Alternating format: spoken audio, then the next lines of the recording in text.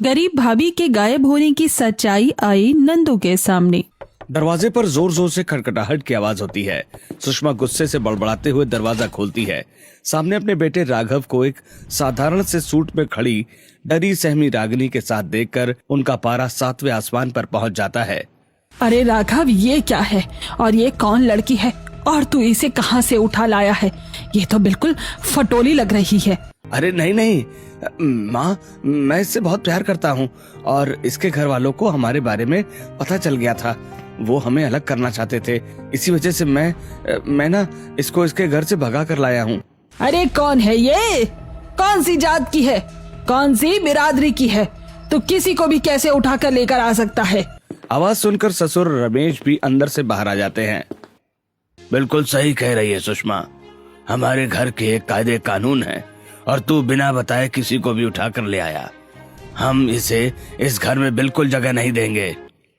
ये सब देखकर राघव मन ही मन घबरा जाता है और सोचने लगता है, अगर मम्मी पापा को ये पता चल गया कि ये बहुत गरीब है तो वो इसे इस घर में नहीं रहने देंगी। फिर बेचारी जाएगी कहां पर? और मैं इससे प्यार करता हूँ, मैं इसके बिना नहीं रह सकता। राघव इसी कश्मकश में डूबा होता है कि तभी सुषमा रागिनी को एक जोरदार थप्पड़ जड़ देती है। अरे क्या हो गया? अरे कहाँ मर रहा है? सुनना है कि नहीं सुन रहा मेरी बात? ले जा इसको यहाँ से, जहाँ से उठाकर लेकर आया है वहीं पटका। अरे माँ, तुम्हें पता नहीं है, ये ना बहुत अमीर घर की लड़की है, बहुत अमीर है इसका बाप। कभी न कभी तो हमें अपना ही लेगा ना। है? अमीर है? हाँ हाँ, बहुत अमीर है। अरे तो सबसे पहले बताने वाली बात सबसे बाद में बता रहा है तू, बेवकूफ लड़के। चल ला फटाफट से आ बहू, इसे तो मैं अपने घर की बहू जरूर बनाऊंगी, लेकिन अभी जोर शोरों से शादी करने से कोई फायदा नहीं है ना, इसके बाप को पता चल जाएगा। लेकिन मैं तो। रागिनी बीच में कुछ कहना चाहती है लेकिन राघव उसे बीच में ही रोक देता है। अरे अरे तुम चुप रहो ना, मैं बात कर रहा हूँ। हाँ हाँ माँ, सही कह रही हो। चल ठीक है, मैं तेरी मंदिर में शादी करवा दूंगी। बाद में जब इसका बाप राजी हो जाएगा तब हम धूमधाम से शादी करवा देंगे। हाँ? ये सब सुनकर रागिनी उलझन में होती है। तभी सुषमा जी उसे घर के अंदर ले आती हैं।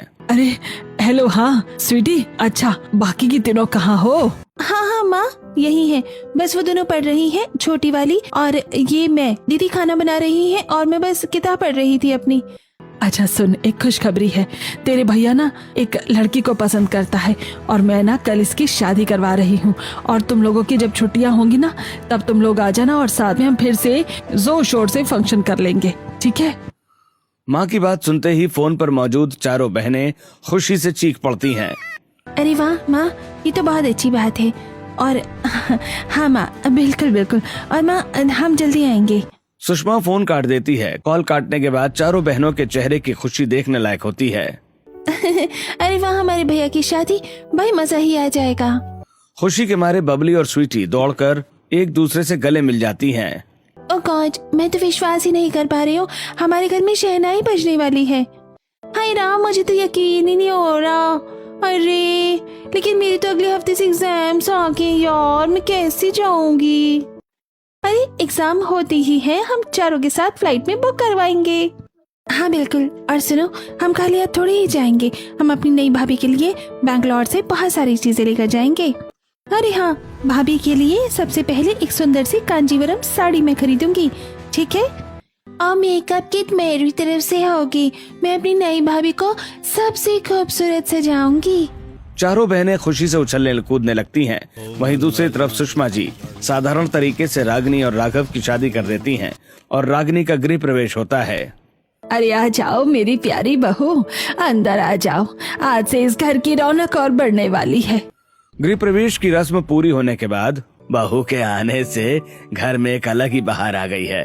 राघव बेटा, बहू का अच्छे से ख्याल रखना, अब सारी जिम्मेदारियां तुम दोनों की हैं। पापा आप बिल्कुल फिक्र मत करो, मैं इसका पूरा ख्याल रखूंगा। रागिनी अभी भी इस अचानक बदली हुई परिस्थितियों से हैरान है।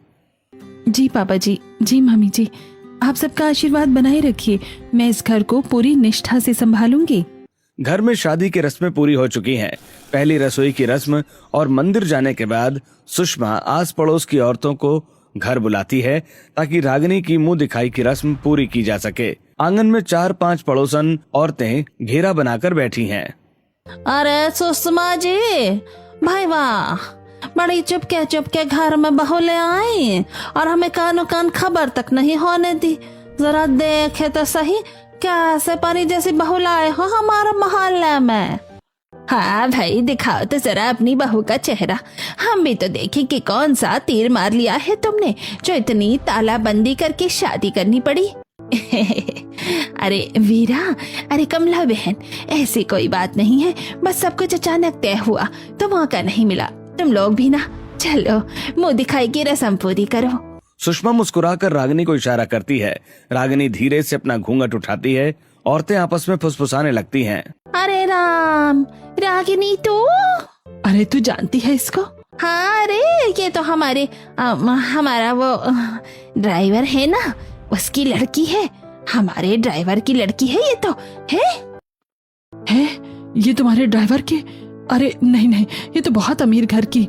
अरे ये मेरे ड्राइवर की लड़की है, ये वही ड्राइवर जिसको हमने थोड़े दिन पहले काम से निकाल दिया था। ये उसी की लड़की है और उसने बताया भी था कि इस लड़की की अपने लड़के की वो शादी वादी पक्की कर रहा है। और सच में तुम्हारे ड्राइवर की लड़की है? अरे हाँ, अरे मैं ऐसे थोड़ी ना भूलती हूँ, इतनी कमजोर याददाश्त नहीं है मेरी। और ये हमारे ड्राइवर की ही लड़की है। पड़ोसियों की बातें सुनते ही कमरे में सन्नाटा छा जाता है। राघव का चेहरा डर के मारे पीला पड़ जाता है। अरे राघव, तूने मुझे धोखा दिया है। बोल, सच बोल, ये क्या नाटक है? ये उस ड्राइवर की लड़की है और तू मुझे कह रहा था ये किसी अमीर खानदान की है। हाँ माँ, ऐसे था और हम दोनों एक दूसरे से प्यार करते थे और पहली बार मैंने इसको यहीं पे देखा था। और सच्चाई सामने आते ही सुषमा आपे से बाहर हो जाती है। वो गुस्से में सबसे पहले अपने बेटे राघव को एक जोरदार थप्पड़ रसीद करती है। अरे करम जली कुल्टा, तूने मुझसे झूठ बोला। तू तो सच बता सकती थी कमबख्त। मेरा लड़का सच नहीं बता रहा था। तेरी तो आंखें चौंधी आ गई थी इतने बड़े अमीर घर आने को देख करके। तू तो चाहती ही थी अमीर लड़कों को फंसाना। तुम्हारी तो नियत होती है ऐसे अमीर लड़कों को फंसाओ और फिर उनके घर पर अपना कब्जा कर लो और उनके प्रॉपर्टी पे अपना कब्जा कर लो, है ना?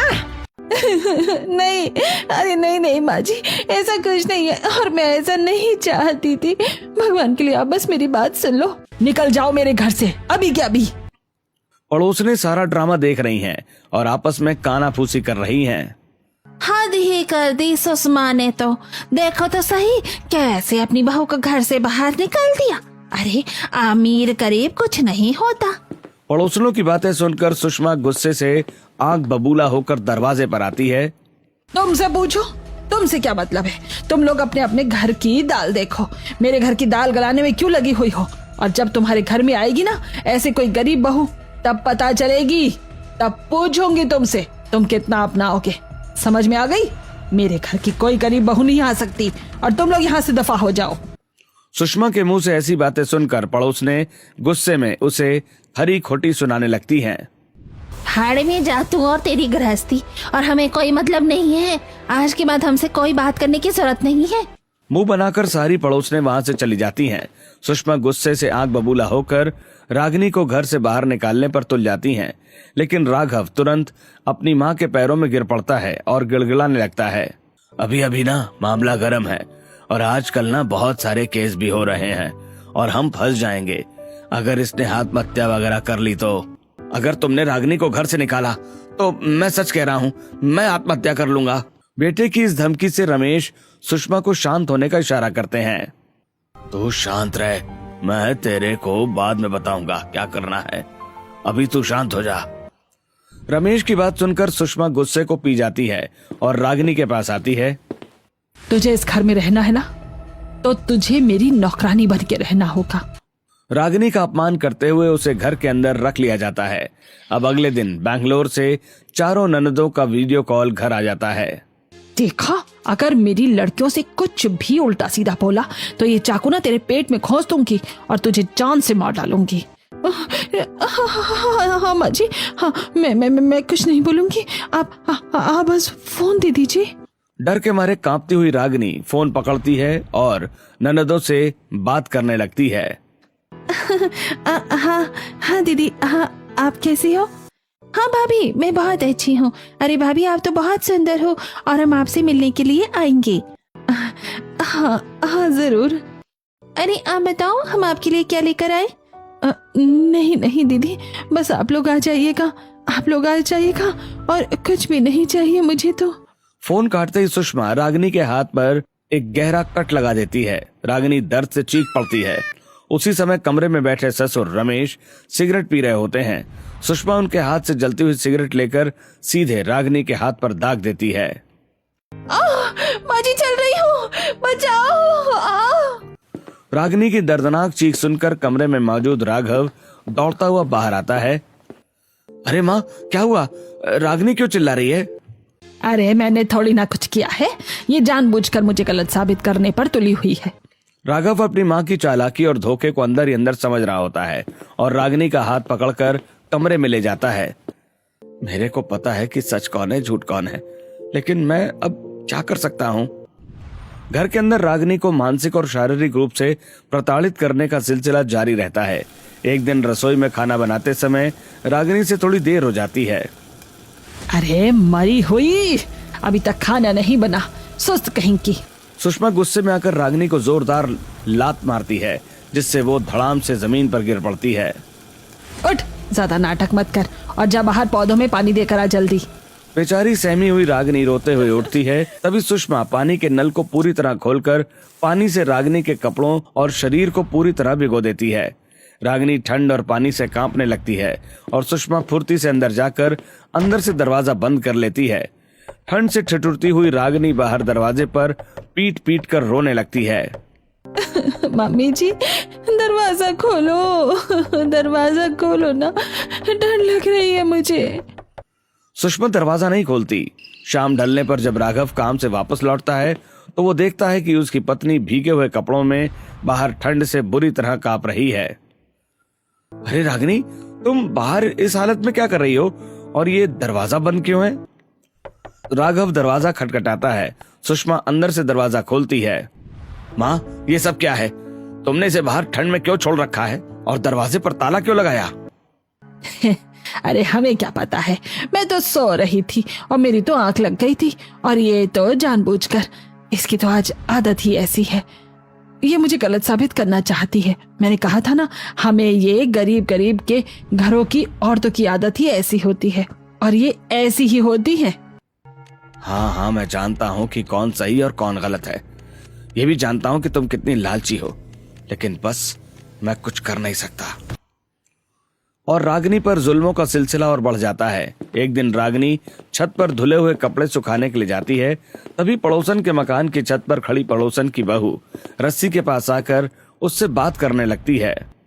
अरे हाँ, और मेरी सास बता रही थी कि तुम्हारी सास तो नहीं, मेरी मम्मी जी तो बहुत अच्छी हैं। अरे वो तो हम सब जानते हैं कि सुषमा आंटी कैसी हैं।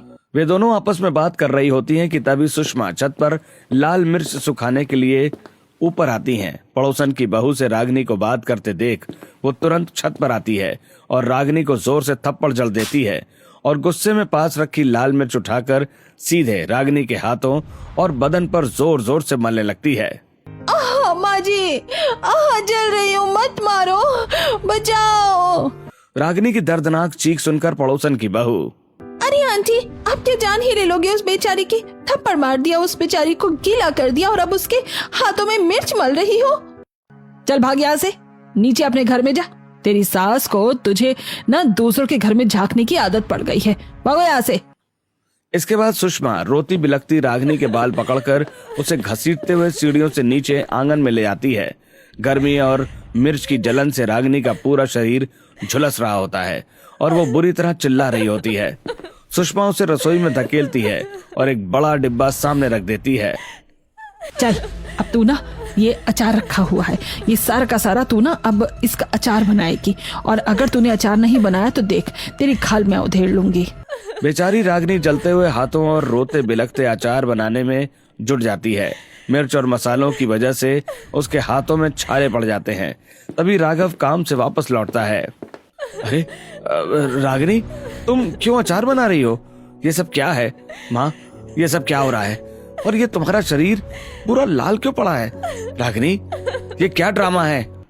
अरे तेरे आने की आवाज सुनी है और उसने मेरे हाथ से अचार छीन लिया। मैं तो अच्छा खासा अचार बना रही थी, अब पता चला ये तो मुझे फंसाने की कोशिश कर रही है। तू ये दिखाना चाहती है ना कि मैं तुझे कितना काम करवाती हूँ। मेरे बेटे की नजरों में मुझे बड़ा बनाना चाहती है ना तू। राघव अपनी माँ के ड्रामे को अच्छी तरह समझ जाता है और उसे कमरे में ले जाता है। रागिनी दर्द से बुरी तरह तड़प रही होती है और रोते रोते अपने पति को अपनी पूरी आपबीती बताती है। राघव उसके हाथों और शरीर पर ठंडा पानी डालता है और फिर मरहम लगाता है। अगले दिन एक बार फिर बैंगलोर से चारों ननदों का वीडियो कॉल आया होता है। रागिनी नन्नों से बातें कर रही होती है। अरे हाँ, और वो भैया बता रहे थे कि आपके हाथ के आलू के पराठे बहुत अच्छे होते हैं, हम आएंगे तो आप हमें खिलाओगे ना? हाँ दीदी, आप आओ ना, आपको मैं जरूर खिलाऊंगी। तभी अचानक ड्राइंग रूम में बैठे ससुर रमेश राघव को आवाज लगाते हैं। राघव, राघव बेटा जरा इधर आना। क्या हुआ पापा? देख बेटा, तुझे तुरंत बाहर बिजनेस के सिलसिले में शहर से बाहर जाना पड़ेगा। काम बहुत जरूरी है, जाना ही होगा। बाहर जाना पड़ेगा? लेकिन मेरे पीछे से रागिनी का ख्याल यहाँ कौन रखेगा? माँ और बाकी सब। अरे बेटा तू क्यों फिक्र करता है, इसका ख्याल ना मैं रख दूंगी। बेटा तू बिल्कुल चिंता मत कर। पता नहीं भगवान क्या होगा, लेकिन मजबूरी है, जाना तो पड़ेगा। अब जाना ही पड़ेगा मुझको। राघव अनमने मन से अपनी बिजनेस ट्रिप के लिए जाने के लिए हाँ कह देता है। अगले दिन सुबह सुबह राघव अपनी बिजनेस ट्रिप के लिए घर से निकल जाता है। घर के बाहर तुलसी के पौधे में रागिनी पानी देती है। उसके बाद रागिनी घर के बाहर या छत बालकनी में बिल्कुल दिखाई नहीं देती। 4-5 दिन बीत जाने के बाद एक दिन मोहल्ले की एक पड़ोसन मंदिर जाने के लिए गली से गुजर रही होती है। अरे तुम्हारी बहू कहाँ है? अरे उसकी तबीयत खराब है और वो तो घर पे ही है। अरे सच में घर पे ही है, लेकिन हमें तो दिखाई ही नहीं देती। वैसे तो छत पर बालकनी में सब जगह तो दिखाई देती है, काम करती हुई, और एक घर का काम वाम करती है वो। अरे मुझे क्या पता, तूने मेरे ही घर में, मैं तुझे 100 बार समझाऊंगी, मेरे घर में झांकने की जरूरत नहीं है और मेरे घर में ज्यादा दिमाग मत लगाया करो, अपने घर से मतलब रखा करो। मुझे तो लगता है इसने जरूर कुछ ना कुछ अपनी बहू के साथ किया है, और ये है ना, दिख ही नहीं रही है इसकी बहू। पड़ोसन वहां से चली जाती है और सुषमा वापस घर के अंदर आ जाती है। कुछ दिन बीत जाने के बाद राघव अपनी बिजनेस ट्रिप से लौटता है। वो घर के अंदर कदम रखते ही, रागिनी, रागिनी, कहाँ हो तुम? रागिनी के न मिलने पर राघव दौड़कर अपनी माँ सुषमा के पास जाता है। सुषमा तुरंत छाती पीट पीट कर रोने लगती है। अरे बेटा, क्या बताऊं, अरे क्या बताऊं, औकात से अच्छी नहीं थी तेरी, करम जली ऐसी ही थी और तेरे जाते ही बाहर भाग गई और हमें तो पता ही नहीं है कहाँ गई है और तेरे जाने के 1 मिनट नहीं रुकी है वो और यहाँ से तुरंत चली गई है। और हम क्या करें, हमने तो बहुत रोकने की कोशिश करी थी लेकिन रुकी ही नहीं थी, है ना। मैं मान ही नहीं सकता माँ, वो ऐसे अचानक बिना बताए कैसे जा सकती है? अरे बेटा, तुझे अपनी माँ पर भरोसा नहीं है, कैसे ही आई है उस लड़की पर भरोसा। ये गरीब लड़कियां ऐसी ही होती हैं, इसकी नीयत ऐसी ही होती है। सुषमा की किसी भी बात पर राघव यकीन नहीं कर पाता। इसके कुछ ही दिनों के बाद बैंगलोर में पढ़ रही चारों बहनें स्वीटी, बबली, कैंडी और मीठी घर वापस लौटती हैं। अरे हाँ, ऐसे हमें तो लगा ही नहीं था कि भाभी ऐसी हो सकती हैं। माँ बिल्कुल सही कह रही होंगी। अरे भैया, आपको क्या ही पता। हाँ भैया, माँ दिन भर घर पर रहती थी, सब जानती हैं। आप तो सारा दिन ऑफिस चले जाते थे।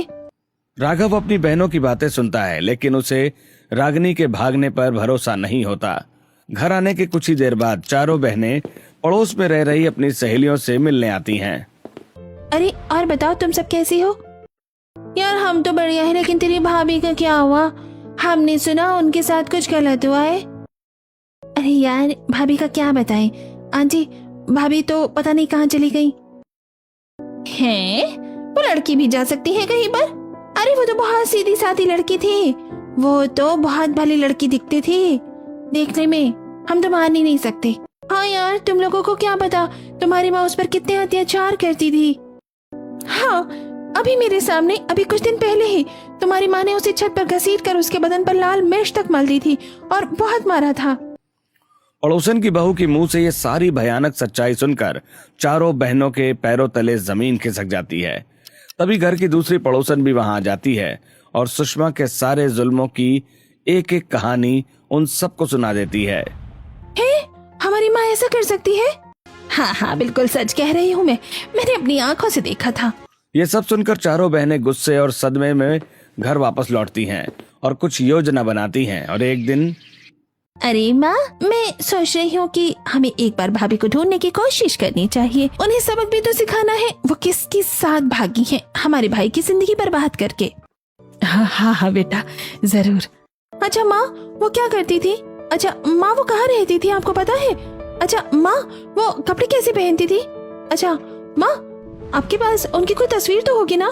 बेटियों के लगातार ऐसे तीखे और चालाकी भरे सवालों को सुनकर सुषमा बुरी तरह हड़बड़ा जाती है।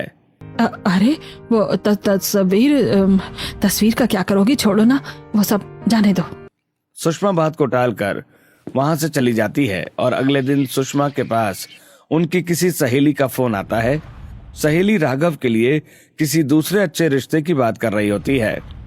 अरे हाँ हाँ, और वो पुरानी बहू तो पता नहीं कहाँ चली गई। वैसे रिश्ते की बात अच्छी है, हमें तो बिल्कुल पसंद है, हमें तो राघव के लिए दूसरा रिश्ता करना ही है। सुषमा फोन रखकर अपनी बेटियों से इस बारे में बात करती है और राघव पर भी दूसरी शादी का दबाव बनाने की कोशिश करती है। अपनी बहनों के बार बार समझाने और जिद करने पर राघव मजबूर होकर ऊपर से हाँ तो कह देता है।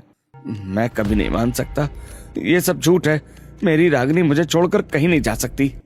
इसी तरह दिन गुजरते हैं और रात में चारों बहनें अपने कमरे में सोने की कोशिश कर रही हैं, लेकिन अचानक रात के सन्नाटे में घर के किसी कोने से एक दर्द भरी दबी हुई कराह और रोने की धीमी धीमी आवाज गूंजती है।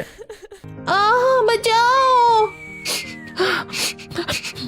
स्वीटी और बबली चौंक कर बिस्तर पर उठ बैठती हैं। सुनो, ध्यान से सुनो, ये आवाज कहाँ से आ रही है? हाँ दीदी, मुझे भी कुछ अजीब सी कराने की आवाज सुनाई दे रही है, जैसे कोई बहुत दर्द में हो। वे दोनों धीरे से दबे पांव उठती हैं और खिड़की के पास पहुंचती हैं। खिड़की के पर्दे को थोड़ा सा हटाकर वे बाहर आंगन और मुख्य दरवाजे की तरफ झांकती हैं। रात के अंधेरे में एक परछाई उन्हें बाहर जाते हुए दिखती है। कैंडी और मीठी भी नींद से जागकर उनके पास आ जाती हैं। अरे ये तो माँ है। इतनी रात गए माँ चुपके चुपके इस तरफ क्या कर रही हैं?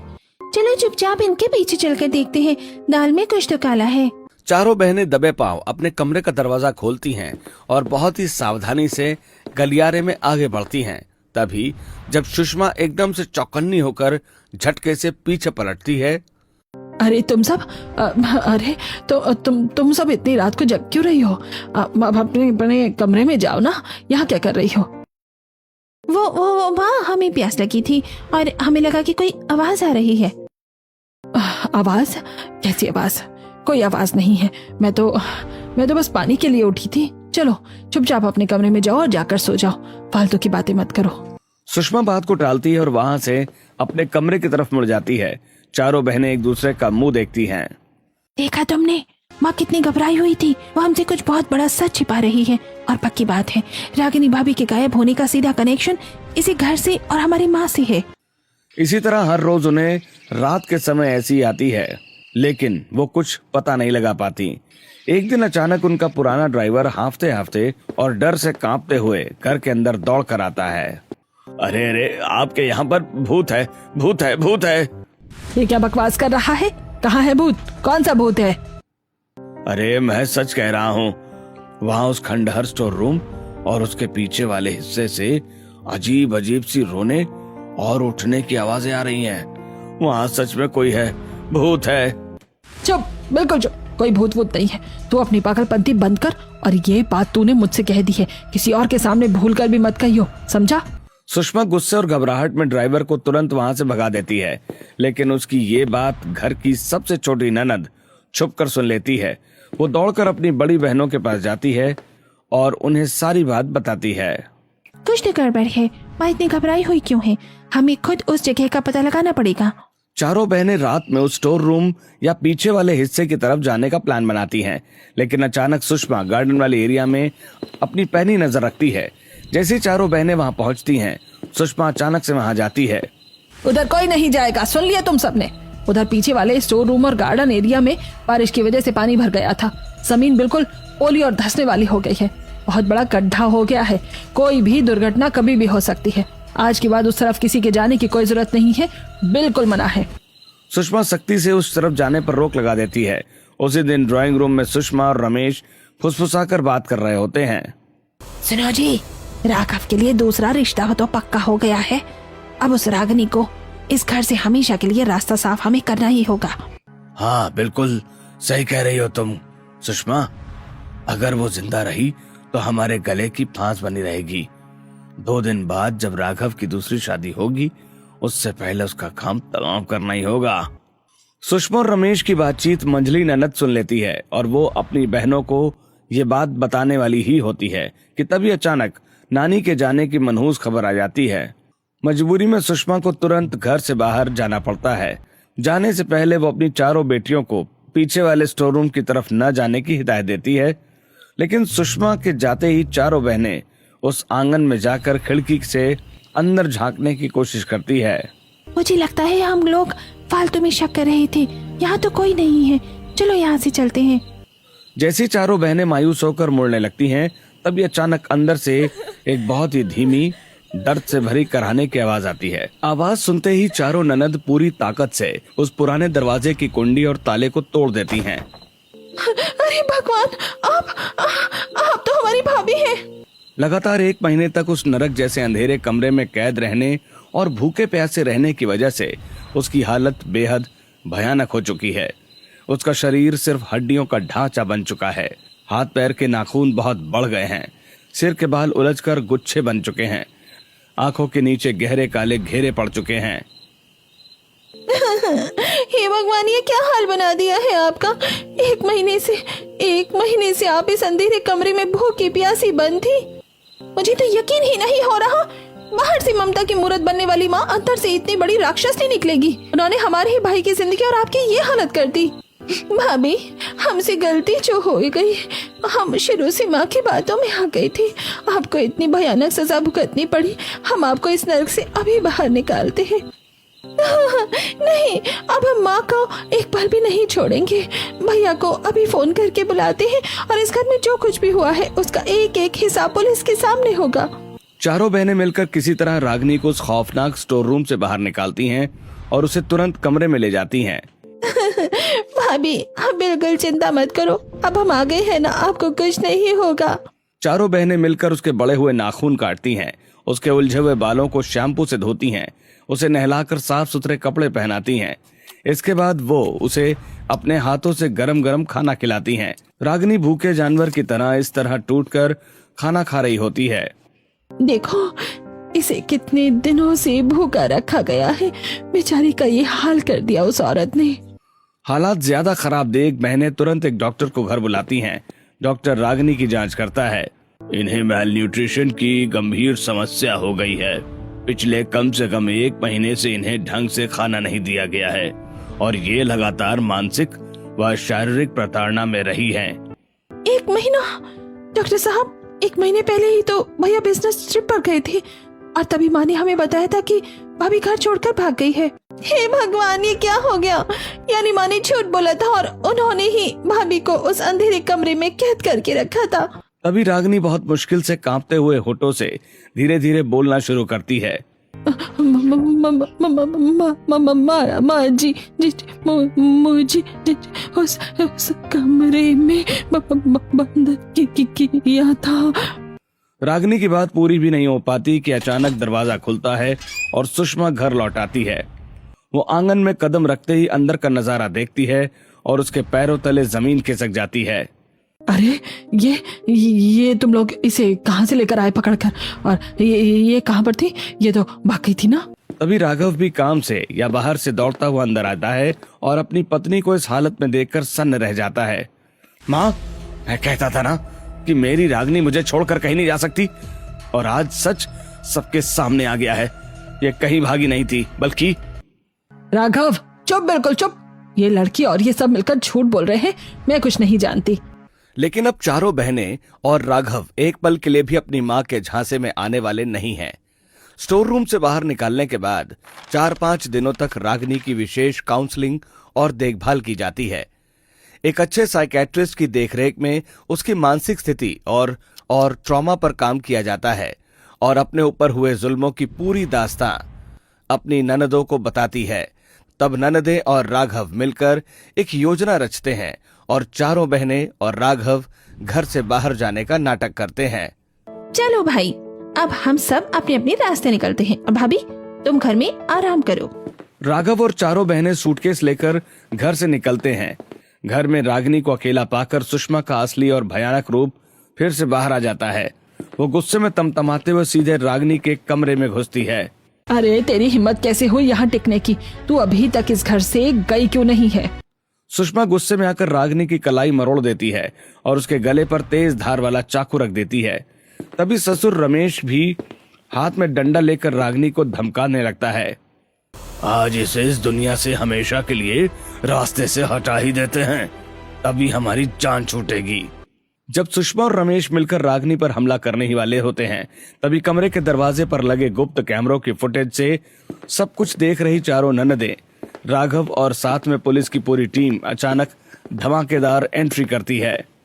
बस एक कदम आगे मत बढ़ाना। पुलिस तुरंत आगे बढ़कर सुषमा और रमेश को चारों तरफ से घेर लेती है। पुलिस अधिकारी सीधे सुषमा के हाथों से चाकू छीन लेते हैं।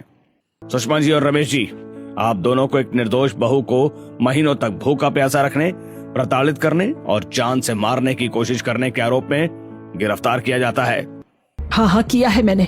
मैं नहीं चाहती थी कि मेरे घर में कोई गरीब बहू आए और हमारे खानदान का रुतबा मिट्टी में मिले। माँ, मैंने आप पर भरोसा करके अपनी पत्नी को छोड़ा था। मुझे कभी सपने में भी यकीन नहीं था कि आप लोग इतने गिर जाएंगे। पुलिस हथकड़ी लगाकर सुषमा और रमेश को घर से बाहर ले जाती है। अगले दिन सुबह घर को सुंदर फूलों और लाइटों से सजाया जाता है। रागिनी कमरे में बैठी होती है और चारों ननदें उसे प्रिंसेस ट्रीटमेंट दे रही हैं। लो भाभी, अब इस घर में किसी की मजाल नहीं कि आंखें उठाकर भी देख ले। ये फ्रेश जूस पियो और बिल्कुल चिंता मुक्त हो जाओ। और ये लो आपके पसंदीदा पकवान। आपसे आपको अपनी सेहत का पूरा ख्याल रखना है, समझी? तुम चारों ने, तुम लोगों ने जो मेरे लिए किया है उसे मैं कभी नहीं भूल सकती। ऐसा लगता है मुझे जैसे नई जिंदगी मिल गई हो। अरे भाभी, रोती क्यों हो? अब से ये घर आपका है और हम सब हमेशा आपके साथ हैं। बिल्कुल, और आप तो भैया भी आपकी सेवा में हाजिर हैं। देखो आ ही गए। तभी राघव हाथों में खाने की थाली लेकर, रागिनी, मैं अपनी नजरों से तुम्हें उस नर्क में झोंक जाने के लिए खुद को कभी माफ नहीं कर पाऊंगा, लेकिन अब वादा करता हूँ तुम्हारी जिंदगी की हर एक खुशी वापस लौटा दूंगा। राघव अपने हाथों से रागिनी को खाना खिलाता है। कुछ ही महीनों बाद घर में शहनाइयां गूंजती हैं। राघव और रागिनी की फिर से बहुत ही धूमधाम और भव्य तरीके से दोबारा शादी होती है। चलो भाई, अब दूल्हा दुल्हन की एंट्री का समय हो गया है। सब तैयार हो जाओ। हमारी प्यारी भाभी पर किसी की नजर न लगी। आज तो ये किसी राजकुमारी से कम नहीं लग रही हैं। तुम सबकी वजह से ही आज मेरी जिंदगी में दोबारा खुशियाँ लौटी हैं। और अब ये खुशियाँ कभी कम नहीं होंगी रागिनी, वादा है मेरा। क्या समाज में आज भी अमीर गरीब का ये दिखावा और स्टेटस सिंबल इंसानियत से बढ़कर है, या फिर लालच में अंधे हो चुके ऐसे रिश्तों का अंत हमेशा इसी खौफनाक अंजाम पर आकर रुकता है? आपकी इस बारे में क्या राय है? हमें कमेंट करके जरूर बताएं।